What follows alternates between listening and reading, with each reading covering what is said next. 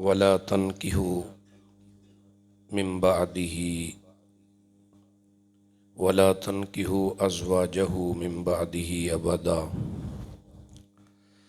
صدق الله وصدق رسوله النبي الكريم الأمين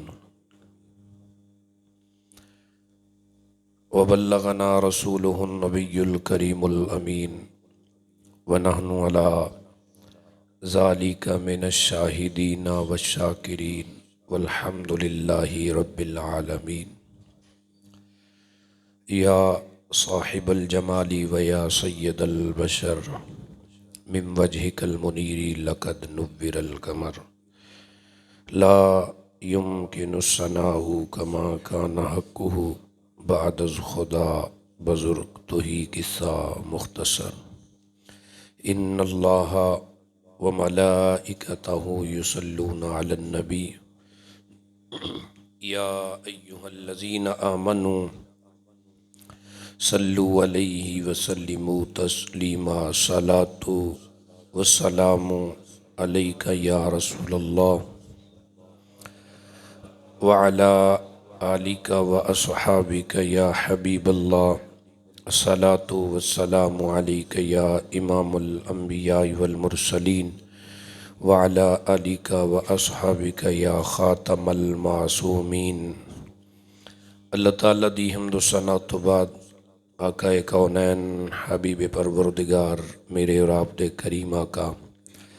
صلی اللہ تعالیٰ علیہ وسلم دے حضور ناز وچ اپنیاں محبتاں عقیدتاں اور نیازمندیاں دا خراج پیش کرنے تو بعد آپ حباب دے سامنے قرآن مجید برہان رشید دے اندروں ایک آیت بینات دا کچھ حصہ تلاوت کرن دا شرف اور اعزاز حاصل کیتا ہے۔ پروردگار عالم ارشاد فرماندے نے وَلَا تَنْكِحُوا أَزْوَاجَهُ مِن بَعْدِهِ أَبَدًا، فرمایا جو خواتین میرے محبوب کے نکاح میں آ جائیں، ازواجہ ان کے نکاح میں آ جائیں، من بعدہ اس کے بعد، ابدا فرمایا اس کے بعد، ولا تنکحوا وہ نکاح نہیں فرما سکتی، یعنی کہ جس کا نکاح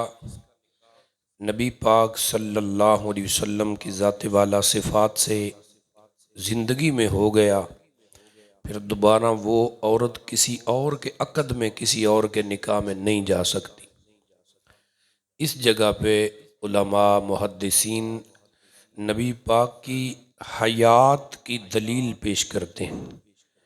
کچھ لوگ کہتے ہیں کہ حضور زندہ ہیں تو دلیل دو، تو مفسرین فرماتے ہیں کہ نبی کی زندگی کا ثبوت یہ ہے کہ حضور کے دنیا سے پردہ فرمانے کے بعد بھی نبی کی بیویاں کسی دوسرے سے نکاح نہیں کر سکتی۔ یہ حضور کی زندگی کی دلیل ہے۔ حضرات دی وقار، آج ہم جس حضور والا ہستی کا تذکرہ دل نواز کریں گے وہ میرے محبوب کریم علیہ الصلاۃ والتسلیم کی 5ویں زوجہ پاک تھی۔ نام نامی اس میں گرامی حضرت زینب بنت خزیمہ رضی اللہ تعالی عنہا، ان کا تعلق نجد کے ایک بڑے قبیلے عامر سے تھا اور بڑی پارسا اور بڑی متقیہ تھی، اور یہ پہلے ہی خاندان نبی کی ایک بہو تھی۔ حضرت عبید اللہ بن حارث بن عبد المطلب، میں نے آپ کو عرض کر دیا ہے، جو بدر کی جنگ میں شہید ہوئے تھے۔ جنگ بدر میں 3 بندے سب سے پہلے میدان جہاد میں جنگ کرنے کے لیے نکلے، ایک سیدنا امیر حمزہ، دوسرے حضرت مولا علی، اور تیسرے یہ عبید اللہ بن حارث بن عبد المطلب۔ حضرت عبد المطلب کے یہ بڑے صاحبزادے تھے، حضرت حارث کے بیٹے تھے، سمجھ آئیے آپ کو۔ حضرت عبید اللہ بن حارث،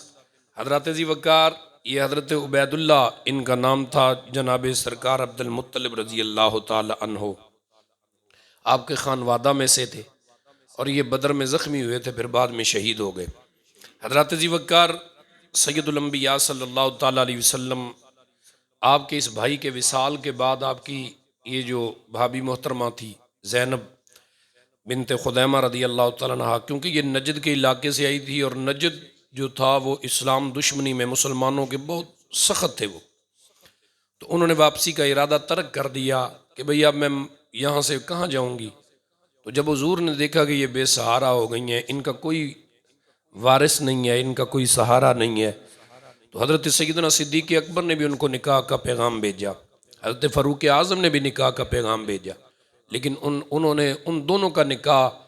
کا پیغام جو تھا وہ مسترد فرما دیا، رد کر دیا، قبول نہیں فرمایا۔ لیکن جب سید الانبیاء کا نکاح کا پیغام ہوا تو وہ خوشی خوشی قبول فرما لیا۔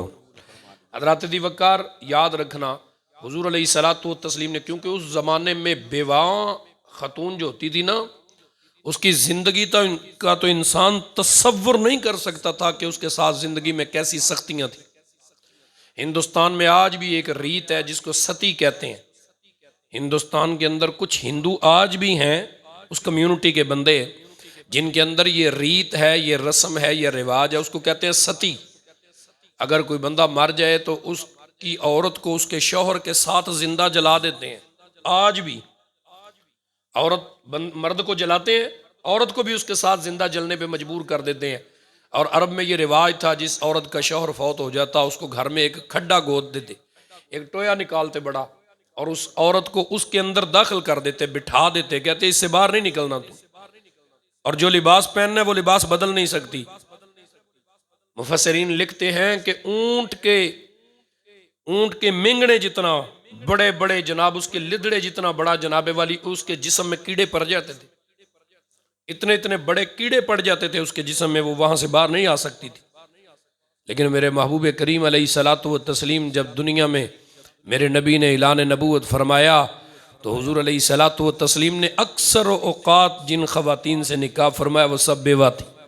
سوائے حضرت سیدہ طیبہ طاہرہ حضرت عائشہ صدیقہ کے علاوہ۔ باقی تمام ازواج مطہرات جو تھی وہ تقریباً ایسے تھی جن کے شوہر حضرات جو تھے وہ وصال کر چکے تھے۔ نبی رحمت صلی اللہ تعالیٰ علیہ وسلم کی یہ زوجہ محترمہ، ان کی بڑی مختصر سی حالات زندگی ہے، اور یہ بڑی محبت فرمانے والی تھی۔ ان کا لقب تھا، بڑا پیارا لقب تھا، ام المساکین، مسکینہ دی ماں، آئے ہائے، ان کا یہ لقب تھا۔ یہ حضور علیہ الصلوۃ والسلام کے گھر میں رہتی تھی، بڑی بڑی مہربان تھی، اور حضور علیہ الصلوۃ والتسلیم میرے اور آپ کے کریم آقا صلی اللہ تعالیٰ علیہ وسلم کی زندگی مبارکہ میں یہ 3 ہجری میں حضور علیہ الصلوۃ والسلام کے نکاح میں آئی، اور اکثر علیل رہتی تھی۔ 3-4 ماہ بعد آپ وصال کر گئے، پھر ان کو جنت البقیع میں دفن فرمایا گیا۔ سیدہ خدیجۃ الکبریٰ کے بعد یہ اعزاز ان کو حاصل ہوا کہ جن کا جنازہ اللہ کے حبیب نے پڑھایا، حضور علیہ الصلوۃ والتسلیم نے۔ ان کے بعد جو آگے ہماری چھٹی والدہ محترمہ، بڑی عزت کی حامل، بڑی شان کی مالکہ، حضرت سیدہ طیبہ ام سلمہ بنت ابو امیہ، حضرت ام سلمہ بنت ابو امیہ، یہ چھٹی زوجہ محترمہ تھی رسول کریم علیہ الصلوۃ والتسلیم کی، جو حضور کے نکاح میں آئی۔ یہ ابتدائی اسلام میں ہی انہوں نے کلمہ پڑھ لیا تھا۔ ان کے شوہر تھے، ان کا نام تھا ابو سلمہ، ان دونوں نے، ان کے بیٹے کا نام تھا سلمہ، تو اس کی وسادت سے ماں کو کہتے تھے ام سلمہ، اور اب جناب ان کے والد کو کہتے تھے ابو سلمہ۔ اور ابتدائی اسلام میں انہوں نے کلمہ پڑھ لیا۔ جب لوگ ہجرت کر کے گئے نا حبشہ میں، یہ بھی دونوں وہاں ہجرت کر کے چلے گئے۔ اب ان کو وہاں خبر ملی کہ مکے میں لوگوں نے اسلام قبول کر لیا ہے، اور لوگ دڑا دڑ حضور کے دین میں داخل ہو رہے ہیں۔ لیکن وہ، میں نے آپ کو بتایا تھا کہ وہ خبر فیک تھی، جھوٹ تھی خبر، لیکن صحابہ بعض وہاں پہنچے اور بعض پریشان، عثمان بن مظعون کا بھی بتایا تھا میں نے۔ یہ بھی واپس آئے نا، جب یہ واپس آئے تو تب یہ ہوا کہ نبی پاک کے سب صحابہ جو تھے وہ مکے سے ہجرت کر کے مدینے جا چکے تھے۔ یہ مکے آئے تو دیکھا سارا مکہ خالی ہے، صرف کافر ہی کافر ہیں۔ انہوں نے ان دونوں کو پکڑ لیا، ان دونوں نے مشورہ کیا، صلاح کی کہ ہم بھی مدینہ شریف حضور کی بارگاہ میں جائیں گے۔ سید الانبیاء صلی اللہ تعالیٰ علیہ وسلم کے شہر میں جانے کا تیاری کی، ارادہ کیا، ایک سواری پہ سوار ہوئے۔ کتابوں والے لکھتے ہیں حضرت ابو سلمہ بیٹھے تھے اور اپنا چھوٹا چند مہینے کا یا 1 سال کا بچہ تھا جو گود میں اٹھایا تھا،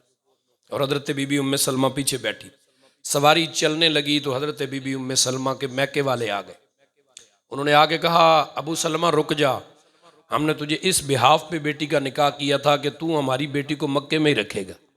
لیکن اگر تو نے محمد کا دین قبول کیا تو 100 بار کر، لیکن ہم اپنی بیٹی کو نہیں جانے دیں۔ حضرت بی بی ام سلمہ کہتی ہیں کہ بھئی میں نے بھی نبی پاک کا کلمہ پڑھ لیا ہے، چونکہ میں مسلمان ہوں اور میں اپنے شوہر کے ساتھ رہوں گی، لیکن خاندان والوں نے اجازت نہ دی، مطلب زورا زوری انہوں نے بیٹے کو بھی چھین لیا اور حضرت ام سلمہ کو بھی اتار لی۔ حضرت ابو سلمہ نے بہت منت سماجت کی، لیکن قبیلے والوں نے ان کی بات نہ سنی۔ آخر مجبوری کے طور پر وہ جناب ولی اپنے بیوی اور بچے کو چھوڑ کے محبت رسول میں مدینے چلے گئے۔ خدا کی عزت کی قسم ہے، یہ قربانیاں ہیں نبی کے صحابہ کی جن کے لیے ہم بات کرتے ہیں۔ کوئی لائے تو صحیح نہ کائنات میں ایسی مثال، کوئی دنیا میں ایسی دلیل تو پیش کرے جتنا محبت، جتنا جناب ولی انس رسول اللہ کے صحابہ کو حضور کی ذات والا صفات سے تھا۔ سید المرسلین کے صحابی چلے گئے، اب حضرت بی بی ام سلمہ مدینے میں تنہا رہ گئی، اور ابھی ہوا کیا کہ شوہر بچھڑ کے گئے تو جناب پیچھے سے حضرت ابو سلمہ کے خاندان والے آ گئے، سسرال والے۔ انہوں نے کہا بھائی اگر تم نے ہمارے بیٹے کے ساتھ اپنی بیٹی نہیں نہ جانے دی تو یہ پوتا بھی ہمارا ہے، ہم اسے بھی نہیں رہنے دیں گے۔ وہ 1 سال کا بچہ تھا، ماں کی گود سے چھین کے بچہ بھی لے گئے، اور وہ فرماتی ہیں میں مدینے کی وہ باؤنڈری لائن کے اوپر کھڑی تھی اور میں چیخ رہی تھی، رو رہی تھی، ادھر میرا شوہر جا رہا تھا، ادھر میرا بچہ جا رہا، میں تنہا رہ گئی، اکیلے رہ گئی۔ لیکن جناب فرماتی ہیں کہ میں پریشان، بہت پریشان، اتنا روئی اتنا روئی اتنا روئی کہ جناب آپ فرماتی ہیں کہ حضور علیہ الصلوۃ والتسلیم کی محبت میں یہ سب ہوا نا۔ تو فرماتی ہیں سارا دن کتابوں والوں نے لکھا ہے وہیں آ کے جہاں پہ حضرت ابو سلمہ ان کا بیٹا جدا ہوا تھا نا، سارا دن آگے وہیں دھوپ میں بیٹھی رہتی، اور جناب کتابوں والے لکھتے ہیں کہ حضرت بی بی ام سلمہ کبھی مکے کی طرف دیکھتی، کبھی مدینے کی طرف دیکھتی، اور کبھی مکے کی طرف دیکھتی کہ کاش میرا بیٹا آ جائے، اور کبھی ادھر دیکھتی کاش میرا شوہر آ جائے، اور زبان سے یہ الفاظ کہتی ہوں گی جے سونا میرے دکھ وچ راضی تے میں سکھ نو چلے ڈاواں، جے سونا میرے دکھ وچ راضی تے میں سکھ نو چلے ڈاواں، یار فریدہ کدی مل جائے سونا، یار فریدہ جے کدی مل جائے سونا تے انہوں رو رو حال سناواں۔ آپ فرمانی ہیں کہ جناب سرکار مدینہ صلی اللہ علیہ وسلم کی محبت میں انہوں نے بیٹا بھی جدا کر دیا۔ آپ فرماتی ہیں 1 دن 2 دن 10 دن 1 مہینہ 2 مہینے 5 مہینے نہیں، 1 سال انہوں نے اس کے صاحبزادے کو ملنے نہیں دیا۔ حضرت بی بی ام سلمہ شوہر ادھر ہیں اور یہ یہاں ہے۔ فرمانی ہے کہ جناب مکے دی اس سرزمین اتے بہ کے مدینہ شریف دی آغاز جتوں مدینہ شریف شروع ہوندا ہے اور مکہ ختم ہوندا ہے، اس مقام اتے بیٹھ کے ہمہ وقت روندیاں نے اکھاں وچ آنسو۔ اور ایک دن ایک چاچے دا پتر بھرا گزریا قریب تو انہیں ویکھ کے نا تے سیدہ دے سر تے ہاتھ رکھے، بی بی نو کہنے لگے خاموش ہو جاؤ، کیوں رونی ہے، صبر کر، برداشت کر۔ آپ نے فرمایا تو جان نہیں ہے، تو سمجھنا ہے زندگی دا جس دا بڑا تقاضا ہے، شوہر زندگی چ بڑی تاج دی حیثیت رکھدا ہے تے بیٹا سینے دے پھل دی حیثیت رکھدا ہے، تے دوویں چیزاں جدا ہو جان تے بندہ روے تے نہ اور کی کرے۔ انہاں سر تے ہاتھ رکھیا، دلاسا دیتا، واپس گئے قبیلے وچ، جا کے کہنے لگے ہو ظالموں کی کر دے ہو، بچے تے چڑیا دے بھی جدا کریے تے مر جاندی ہے، تسی ایک ظالم نال اتنا، ایک انسان نال اتنا ظلم کر دے ہو۔ اج ساڈے معاشرے بھی کوئی بڑے دانا تے بڑے سیانے تے بڑے زیرک تے بڑے چودھری ٹائپ بندے ہوندے نے، پریا بیٹھی ہوئے نا تو لوگوں میں کہہ دیندے نے چاٹے چ زبان کھول کے، کہندے نے تے بال بول کھول، وہ مہینے بعد آپ ہی سیٹ ہو جائے گی۔ اور ظالماں تینوں سمجھ نہیں آندی کہ کدی کسے دی دھی دے نال انج کریدا، وہ سمجھ رہے ہوندا میں بڑا دانا تے بڑا سمجھدار تے بڑا زیرک آدمی ہے۔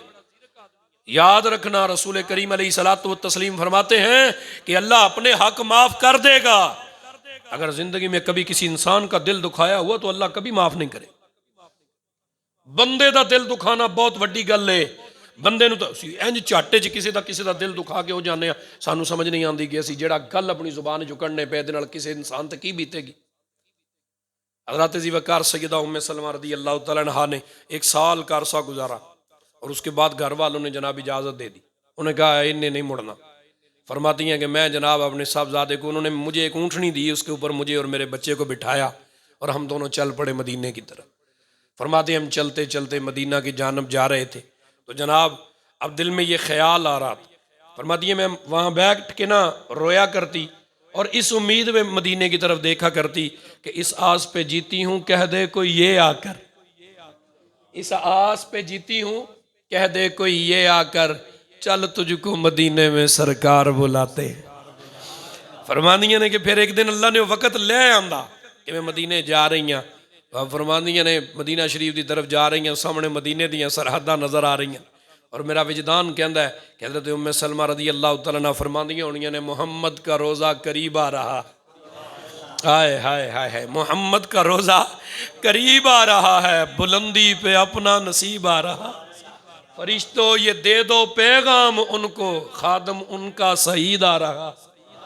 حضرات دی وقار سیدہ ام سلمہ فرمانیاں مدینہ شریف پہنچ گئے، اور حضور علیہ السلام نے بڑا پرتکلف بہت بڑا استقبال فرمایا، اور حضور علیہ السلام دے میں اس لشکر دے اندر، اس خان وادے دے اندر جا کے شامل ہو گئی، اور حضور علیہ السلام دے میرے اور آپ دے کریم آقا صلی اللہ علیہ وسلم انہاں دے شوہر مبارک جڑے سن، وقت گزریا مدینہ شریف دے اندر جنگ احد آئی، جس جنگ دے اندر حضرت امیر حمزہ شہید ہوئے، مصعب بن عمیر شہید ہوئے، انہاں 70 بندیاں وچوں حضرت ابو سلمہ بھی شہید ہو، حضرت بی بی زینب بنت خزیمہ، حضرت سیدہ ام سلمہ رضی اللہ عنہ۔ اور پھر ایک کمال دی گل اے او ہستی نے کہ جدو امام انہاں نے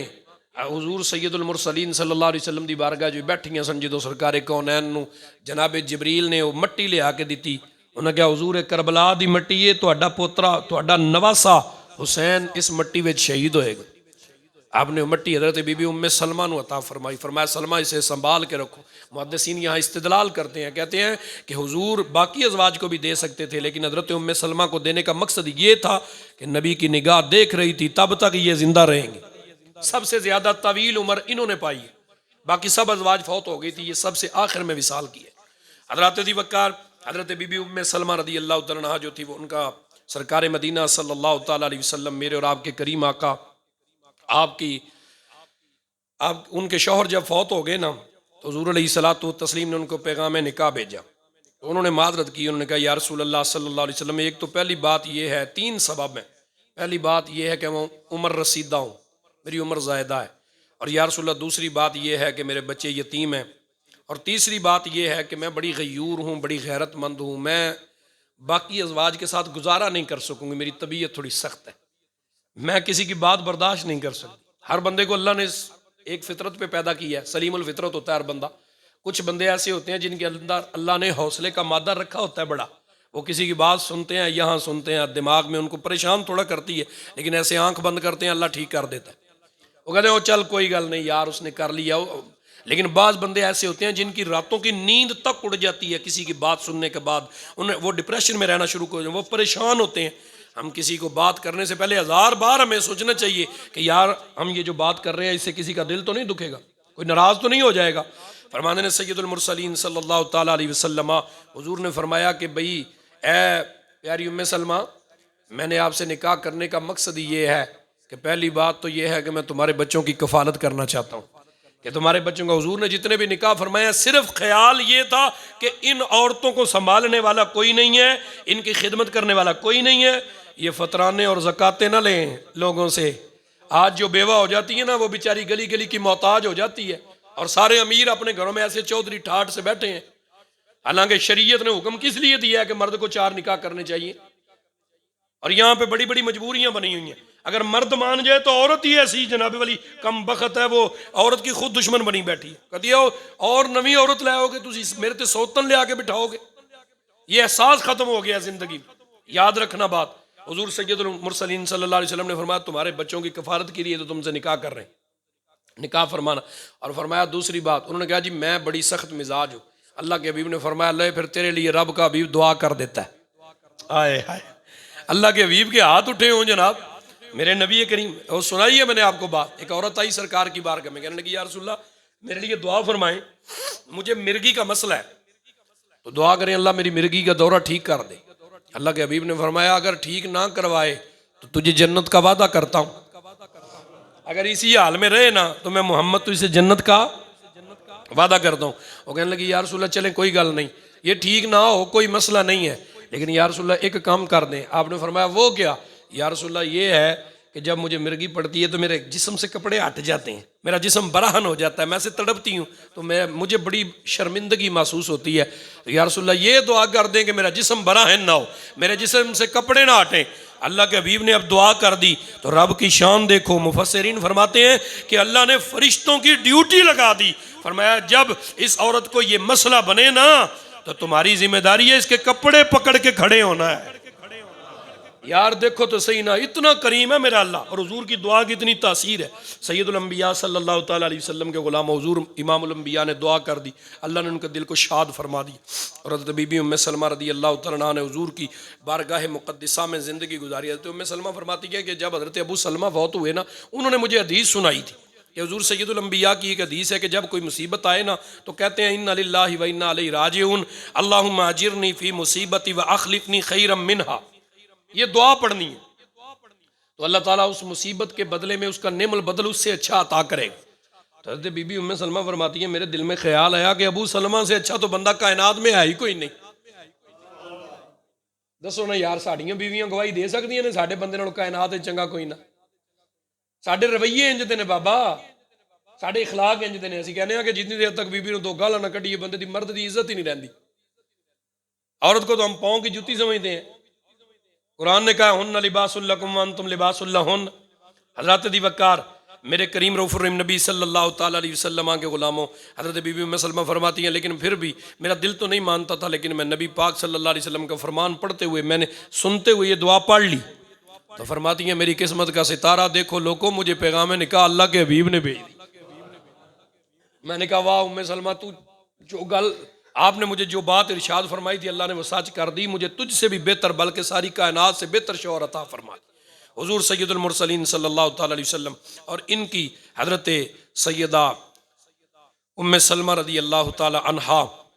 یہ جو تھی نا اللہ تعالیٰ نے ان کو یہ شان اور عزت عطا فرمائی کہ حضور علیہ الصلوۃ والتسلیم کی ازواج مطہرات میں 84 برس کی عمر پائی ہے اور انہوں نے اپنی آنکھوں سے واقعہ حرا دیکھا تھا. جب یزید نے مکے کے اوپر مدینہ شریف کے اوپر لشکر کشائی کی نا، مکے کے خانہ کعبے کی مسجدوں کو پامال کیا، بیت اللہ شریف میں حضور علیہ الصلوۃ والسلام کی مسجد نبوی شریف میں گھوڑے باندھے اور جناب علی مدینہ شریف پہ حملہ کیا تھا یزید نے جا.